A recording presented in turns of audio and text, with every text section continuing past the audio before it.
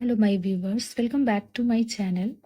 जैसे कि आप सब जानते हो कि हम लोग लूसेंट की बुक से जीके जीएस कंप्लीट कर रहे हैं। एक प्रॉपर सीरीज में चला रही हूँ। ठीक है, आपने प्रीवियस वीडियोस नहीं देखे हो तो देख सकते हो, प्लेलिस्ट भी मैंने बना रखा है। तो लास्ट हमने कुछ टॉपिक कवर किए थे लास्ट वीडियो तक, और आज इस वीडियो में मैं स्टार्ट करूंगी अगला टॉपिक हमारा, जो कि है शैव धर्म। ठीक है, इसके पहले तक यहाँ तक हमने लास्ट वीडियो में देख रखा था। अब हम यहाँ से स्टार्ट करेंगे, और आप एक जैसे कि मैं हर वीडियो में कहती हूँ, इसमें भी कह रही हूँ, एक नोटबुक रख लो अपने पास में, और जो भी इम्पोर्टेंट पॉइंट्स है उसको नोट डाउन करते चलिए, तो आपको आगे काम आएगी रिवीजन में। ओके, चलिए तो बिना देर किए अब शुरू करते हैं आगे का टॉपिक हमारा। शैव धर्म। भगवान शिव की पूजा करने वालों को शैव या शिव से संबंधित धर्म को शैव धर्म कहा गया है। शिवलिंग उपासना का प्रारंभिक पुरातात्विक साक्ष्य हड़प्पा संस्कृति के अवशेषों से मिला है। ऋग्वेद में शिव के लिए रुद्र नामक देवता का उल्लेख है। ठीक है, याद रखिएगा, ऋग्वेद में शिव के लिए क्या नाम का देव मतलब क्या नाम लिया गया उन्हें, रुद्र। और अथर्ववेद में शिव को भव, शर्व, पशुपति एवं भूपति कहा गया है। लिंग पूजा का पहला स्पष्ट वर्णन मत्स्य पुराण में मिलता है। ठीक है ना, जो शिवलिंग की पूजा हम करते हैं उसका सबसे पहला पूजन का जो ये मिलता है साक्ष्य हमें किस में मिलता है, तो मत्स्य पुराण में। ठीक है, ये सारे इंपॉर्टेंट पॉइंट्स है, आप लिखते चलो। अगला है, महाभारत के अनुशासन पर्व से भी लिंग पूजा का वर्णन मिलता है। ठीक है, फिर है, रुद्र के पत्नी के रूप में पार्वती का नाम तैत्तिरीय आरण्यक में मिलता है। शिव की पत्नी की सौम्य रूप है पद्मा, पार्वती, उमा, गौरी एवं भैरवी। ठीक है, इतने सारे नाम है शिव की पत्नी को, इतने सारे नाम दिए गए हैं। हम तो जानते हैं पार्वती माँ ना, पर उनका और भी नाम जो है ये सारे यहाँ दिए गए हैं, तो ये भी याद रखने वाली बात है, आप नोट डाउन कर लो। फिर है, वामन पुराण में शैव संप्रदाय की संख्या 4 बताई गई है, और ये 4 क्या क्या है, पाशुपत, कापालिक, कालामुख, लिंगायत। ठीक है, पाशुपत संप्रदाय शैवों का सर्वाधिक प्राचीन संप्रदाय है। इसके संस्थापक लकुलिश थे, जिन्हें भगवान शिव के 18 अवतारों में से एक माना गया। ठीक है, ये जो लकुलिश है ये क्या है, भगवान शिव का ही एक अवतार है। टोटल 18 अवतार है, जिसमें से एक लकुलिश को माना गया है। फिर पाशुपत संप्रदाय के अनुयायियों को पंचार्थिक कहा गया है। ठीक है, और फिर इस मत का प्रमुख सैद्धांतिक ग्रंथ पाशुपत सूत्र है। श्रीकर पंडित एक विख्यात पाशुपत आचार्य थे। कापालिक संप्रदाय के इष्ट देव भैरव थे। इस संप्रदाय का प्रमुख केंद्र श्री शैल नामक स्थान था। कालामुख संप्रदाय के अनुयायियों को शिव पुराण में महाव्रतधार कहा गया है।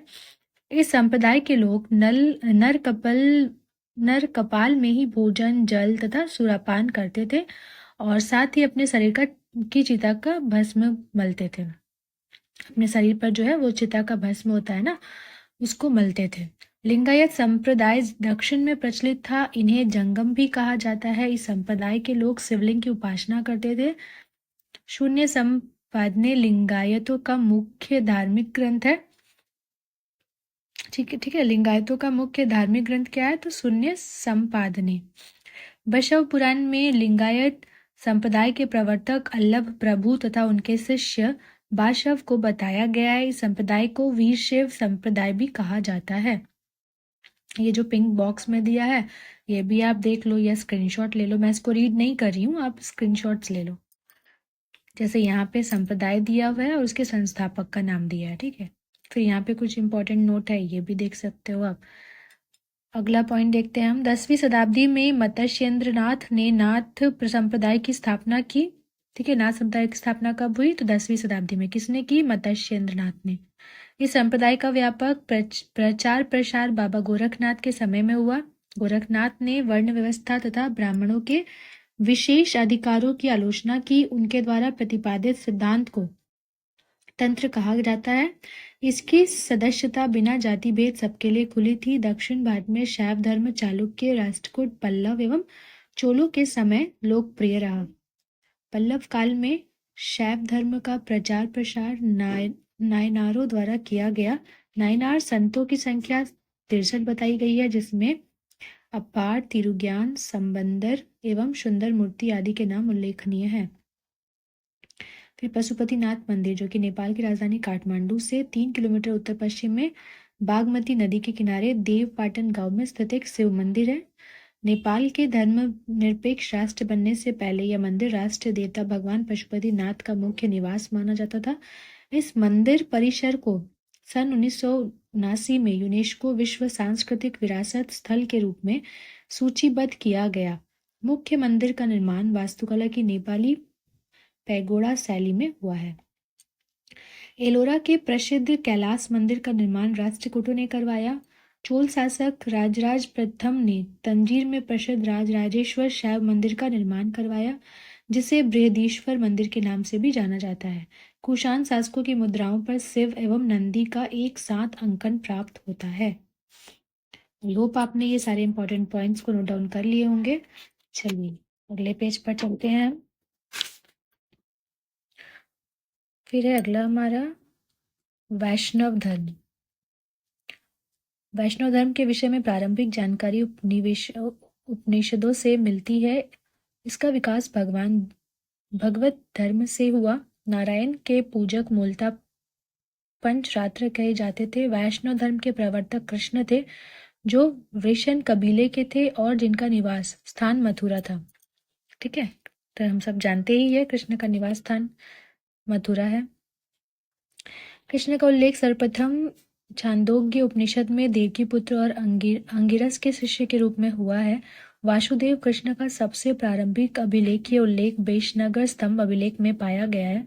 विष्णु के 10 अवतारों का उल्लेख मत्स्य पुराण में मिलता है। 10 अवतार इस प्रकार है: मत्स्य, कूर्म, वराह, नृसिंह, वामन, परशुराम, राम, बलराम, बुद्ध एवं कल्कि। ठीक है, तो ये सारा क्या है, विष्णु के ही अवतार के नाम है ना, जो हमें कहाँ मिलता है, मत्स्य पुराण में। गुप्त काल में विष्णु का वराह अवतार सर्वाधिक प्रसिद्ध था, है ना। फिर है अगला, वैष्णव धर्म में ईश्वर को प्राप्त करने के लिए सर्वाधिक महत्व भक्ति को दिया गया है। और भगवान विष्णु के सुदर्शन चक्र में 6 तिलियां है ना। भगवान विष्णु का जो सुदर्शन चक्र है उसमें कितनी तिलियां हैं, 6 तिलियां हैं। फिर देखिए प्रमुख संप्रदाय के नाम दिए गए हैं यहाँ, उनके मत के नाम है और आचार्य कौन कौन थे उनके नाम है ना। प्रमुख संप्रदाय, संस्थापक एवं पुस्तक। प्रमुख संप्रदायों के नाम, संस्थापक के नाम और पुस्तकों के नाम। ठीक है, चलिए अगला है इस्लाम धर्म। इस्लाम धर्म का संस्थापक हजरत मोहम्मद साहब थे। हजरत मोहम्मद साहब का जन्म 570 ईस्वी में मक्का में प्रमुख कुरैश कबीले में हुआ। उनके पिता अब्दुल्ला और माता अमीना थी। उनका लालन पालन उनके चाचा अबू तालिब ने किया था। हजरत मोहम्मद साहब को 610 ईस्वी में मक्का के पास हीरा नामक गुफा में ज्ञान की प्राप्ति हुई थी। 24 सितंबर 622 ईस्वी को पैगंबर ने के मक्का से मदीना की यात्रा इस्लाम जगत में मुस्लिम संवत के नाम से जाना जाता है, जिसको हिजरी संवत भी कहते हैं। ठीक है, मोहम्मद की शादी 25 वर्ष की अवस्था में खदीजा नामक विधवा के साथ हुई थी। मोहम्मद की पुत्री का नाम फातिमा एवं दामाद का नाम अली है। देवदूत जिब्रियल ने पैगंबर मोहम्मद साहब को कुरान अरबी भाषा में संप्रेषित की। कुरान इस्लाम धर्म का पवित्र ग्रंथ है। यह पवित्र ग्रंथ 114 अध्यायों में बटी हुई है। इसमें 6360 पद्य है। पैगंबर मोहम्मद साहब ने कुरान की शिक्षाओं का उपदेश दिया। हजरत मोहम्मद साहब की मृत्यु 8 जून 632 ईस्वी को हुई। इन्हें मदीना में दफनाया गया। ठीक है, जो मक्का मदीना जाते हैं ना मुस्लिम लोग, तो ये उनका पवित्र स्थान है। मोहम्मद साहब की मृत्यु के बाद इस्लाम सुन्नी तथा सिया नामक 2 पंथों में विभाजित हो गया ना। सुन्नी और सिया जो 2 पंथ है उसमें विभाजित ये कब हुआ इस्लाम, तो मोहम्मद साहब की मृत्यु के बाद। सुन्नी उन्हें कहते हैं जो सुन्ना में विश्वास करते हैं, और सुन्ना पैगंबर मोहम्मद साहब के कथनों तथा कार्यों का विवरण है ना। सुन्ना क्या है, पैगंबर मोहम्मद साहब के जो कथन है, उनके कथन और कार्य है, उनका विवरण है ना। और सिया क्या है, तो सिया अली की शिक्षाओं में विश्वास करते थे और उन्हें मोहम्मद साहब का न्याय सम्मत उत्तराधिकारी मानते हैं। अली मोहम्मद साहब के दामाद थे। अली को 661 ईस्वी में की हत्या कर दी गई उनकी। अली के पुत्र हुसैन की हत्या 680 ईस्वी में करबला या इराक नामक स्थान पर कर दी गई थी। इन दोनों हत्या के सिया को निश्चित मत का रूप दे दिया गया। पैगंबर मोहम्मद साहब के उत्तराधिकारी खलीफा कहलाए। इस्लाम जगत में खलीफा पद 1924 ईस्वी तक रहा। 1924 ईस्वी में इसे तुर्की के शासक मुस्तफा कमाल पाशा ने समाप्त कर दिया। इब्न इशाक ने सर्वप्रथम पैगंबर साहब का जीवन चरित्र लिखा। मोहम्मद साहब पैगंबर के जन्मदिन पर ईद मिलाद उन नबी पर्व मनाया जाता है। भारत में सर्वप्रथम इस्लाम का आगमन अरबों के जरिए हुआ। ठीक है, भारत में इस्लाम का आगमन कैसे हुआ? तो अरबों के जरिए। 712 ईस्वी में अरबों ने सिंध जीत लिया और सबसे पहले भारत के इसी भाग में इस्लाम का एक महत्वपूर्ण धर्म बना। फिर है ईसाई धर्म। तो ये हमने देखा इस्लाम धर्म, है ना। अब हम देखेंगे ईसाई धर्म। ईसाई धर्म के संस्थापक ईसा मसीह है। वह प्रमुख ग्रंथ बाइबल है। ईसा मसीह का जन्म जेरूसलेम के निकट बेथलेम नामक स्थान पर हुआ था। ईसा के जन्म दिवस को क्रिसमस के रूप में मनाया जाता है। ईसा मसीह के माता का नाम मेरी और पिता का नाम जोसेफ है। ईसा ने अपने जीवन के प्रथम 30 वर्ष एक बढ़ई के रूप में बेथलेम के निकट नाजरेत इज़राइल में बिताए। ईसा मसीह के प्रथम 2 शिष्य थे, एंड्रूज एवं पीटर। ईसा मसीह की सूली पर रोमन गवर्नर पोंटियस ने चढ़ाया। ठीक है, उनको सूली पर कौन चढ़ाया था? पोंटियस ने, जो रोमन का गवर्नर था। ईसा मसीह को 33 ईस्वी में सूली पर चढ़ाया गया। ईसाई धर्म का सबसे पवित्र चिन्ह क्रॉस है। ईसाई तृत्व में विश्वास रखते हैं, ईश्वर पिता, ईश्वर पुत्र, ईश्वर पवित्र आत्मा। ठीक है, फिर है पारसी धर्म। तो इस तरह से हम सारे धर्मों को देख रहे हैं ना। अभी पारसी धर्म देखेंगे। पारसी धर्म के पैगंबर जरथुस्त्र ईरानी थे। इनके शिक्षाओं का संकलन जेंदावेस्था नामक ग्रंथ में है, जो पारसियों का धार्मिक ग्रंथ है। इनकी मूल शिक्षा का सूत्र है सद्विचार, सद्वचन और सद्कार्य। इसके अनुयायी एक ईश्वर अहूर को मानते हैं। इस धर्म के अनुयायियों को अग्नि पूजक भी कहा जाता है ना। पारसी मोस्टली किसे विश्वास करते, किसी पूजा करते, अग्नि की। ठीक है। मगध राज्य का उत्कर्ष। मगध के सबसे प्राचीन वंश के संस्थापक बृहद्रथ था। इसकी राजधानी गिरिब्रज थी। जरासंध बृहद्रथ का पुत्र था। हर्यक वंश के संस्थापक बिंबिसार मगध की गद्दी पर 544 ईसा पूर्व में बैठा था। वह बौद्ध धर्म का अनुयायी था। यह प्रथम भारतीय राजा था जिसने प्रशासनिक व्यवस्था पर बल दिया। बिंबिसार ने ब्रह्मदत्त को हराकर अंग राज्य को मगध में मिला लिया। बिंबिसार ने राजगृह का निर्माण कर उसे अपनी राजधानी बनाया। बिंबिसार ने मगध पर करीब 52 वर्षों तक शासन किया। फिर महात्मा बुद्ध की सेवा में बिंबिसार ने राजवैद्य जीवक को भेजा। अवंती के राजा प्रदोत जब पांडु रोग से ग्रसित थे, उस समय भी बिंबिसार ने जीवक को उनकी सेवा शुश्रूषा के लिए भेजा था।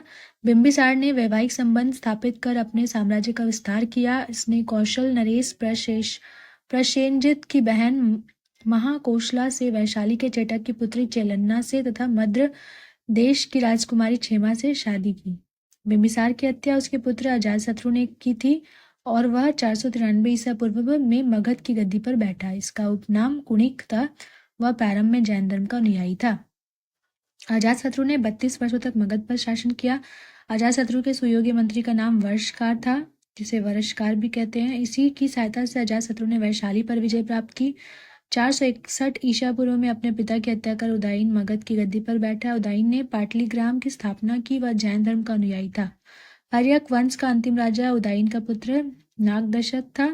नागदशक को उसके अमात्य शिशुनाग ने 412 ईसा पूर्व में अब दस्त करके मगध पर शिशुनाग वंश की स्थापना की। शिशुनाग ने अपनी राजधानी पाटलिपुत्र से हटाकर वैशाली में स्थापित की। शिशुनाग का उत्तराधिकारी कालाशोक पुनः राजधानी को पाटलिपुत्र ले गया। शिशुनाग वंश का अंतिम राजा नंदीवर्धन था। नंद वंश का संस्थापक महापद्यनद एवं अंतिम शासक घनानंद था। या सिकंदर, ये नाम सारे याद रखने होंगे, ठीक है ना, तो आप नोट डाउन करते चलो। यह सिकंदर का समकालीन था। इसे चंद्रगुप्त मौर्य ने युद्ध में पराजित किया और मगध पर एक नए वंश मौर्य वंश की स्थापना की। ठीक है, तो मौर्य वंश की स्थापना कैसे हुई देख सकते हो।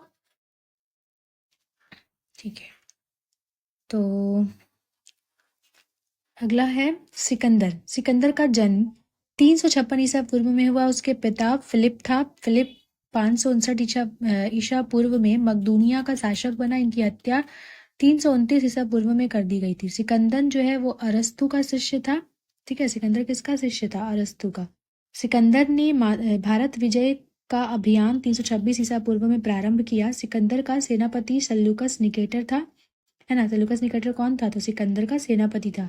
सिकंदर को पंजाब के शासक पोरस के साथ युद्ध करना पड़ा, जिसे हाइड्रेस्पीज के युद्ध का झेलम क्या युद्ध या झेलम का युद्ध के नाम से जाना जाता है ना। सिकंदर की सेना ने व्यास नदी के पश्चिमी तट पर पहुंचकर उससे पार करने से इनकार कर दिया। सिकंदर स्थल मार्ग द्वारा 325 ईसा पूर्व में भारत से लौटा। सिकंदर की मृत्यु तो 323 ईसा पूर्व में बेबीलोन में 33 वर्ष की अवस्था में हो गई थी। सिकंदर का जल सेनापति का नाम क्या था? निर्याकस, है ना। ठीक है, ऐसे सेनापति है उसका नाम सेल्यूकस निकेटर था, पर जो जल सेनापति था उसका नाम था निर्याकस। तो ये सब क्वेश्चंस कभी कभी कंफ्यूज करते हैं, तो डिफरेंस देख सकते हो आप दोनों क्वेश्चन में, ठीक है। सिकंदर का प्रिय घोड़ा बहुकेफला था। इसी के नाम पर इसने झेलम नदी के तट पर बहुकेफला नामक नगर बसाया, है ना। अगला है मौर्य साम्राज्य। तो अगला जो है मौर्य साम्राज्य, से हम नेक्स्ट वीडियो में देखेंगे, बिकॉज वीडियो काफ़ी लंबा हो जाएगा, फिर आपको भी इतना लंबा लंबा वीडियोस देखना बोरिंग लग सकता है। तो आज इस वीडियो में यहीं तक रहने देते हैं, नेक्स्ट वीडियो में हम नेक्स्ट टॉपिक कवर करेंगे, ओके। और वीडियो अगर पसंद आ रही हो तो लाइक ज़रूर कर दे, शेयर भी कर दे अपने फ्रेंड्स के साथ, और जो भी एनटीपीसी 2024 का प्रिपरेशन कर रहे हैं आप शेयर कर दो। ऐसे जीके जीएस और भी काफ़ी एग्जाम्स में काम आते हैं, तो आप उसे शेयर कर सकते हो, सो दैट औरों को भी फ़ायदा मिले। और चैनल पे नए हो तो ज़रूर सब्सक्राइब कर लीजिएगा, और अगर पीडीएफ चाहिए होगा तो आप मुझे कमेंट कर सकते हो, आपको फ्री पीडीएफ अवेलेबल हो जाएगी, ओके। तो मिलती हूँ अगली वीडियो में। Till then take care, bye bye and thanks for watching.